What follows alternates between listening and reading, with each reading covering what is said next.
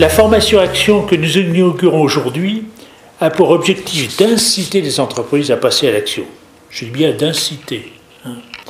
Elle est conçue pour cela, puisque les entreprises participantes sont accompagnées dans leur démarche de diagnostic mobilité et dans la définition d'actions.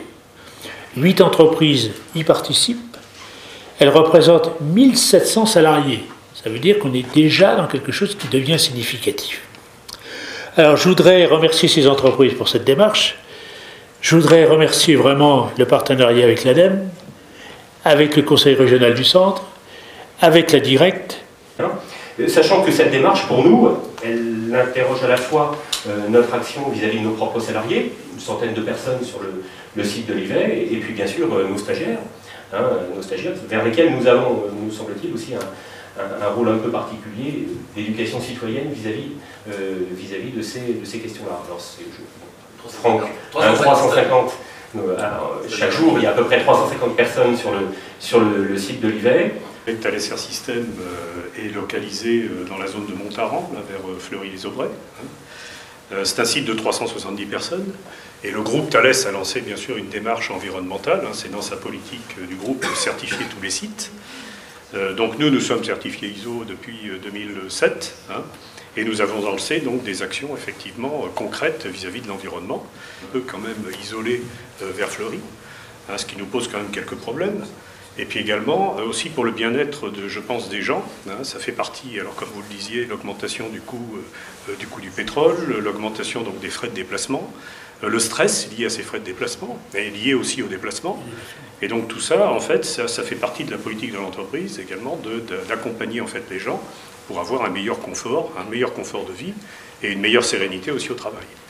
L'entreprise Chryso a été reconnue au niveau exemplaire sur l'évaluation millénaire de futures normes 26 000 qui vont bientôt poindre à l'horizon. Et donc nous avons à réfléchir à de nouvelles solutions. C'est pour ça aussi que nous venons en réseau trouver de nouvelles idées et initier la réflexion dans notre entreprise. Le groupe Geodis, étant leader européen du transport, en fait, souhaite donner l'exemple.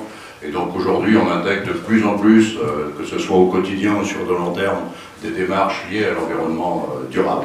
On est très heureux de participer à Mobile Actif et on attend avec impatience les résultats des groupes de travail, de façon à trouver des solutions réelles dans les semaines et les mois à venir. En tant qu'élu régional, je suis vraiment ravi de participer à cette signature d'actions concrètes qui, sans aucun doute, va pouvoir en amener d'autres. C'est un long chemin déjà que la région a fait en compagnie de la Directe, en compagnie de l'ADEME, puisque les premiers accords signés entre ses partenaires datent de 2004. Je me félicite que nous nous trouvions ici aujourd'hui. Un des éléments, je crois, dans cette démarche collective, vous l'avez évoqué, est tout à fait important parce que parfois les chefs d'entreprise se trouvent dans tout ce que l'entreprise a à traiter, dans tout ce que le chef d'entreprise a à traiter, un peu isolés parfois, et on se pose des questions, par quel bout puis-je prendre cette question-là?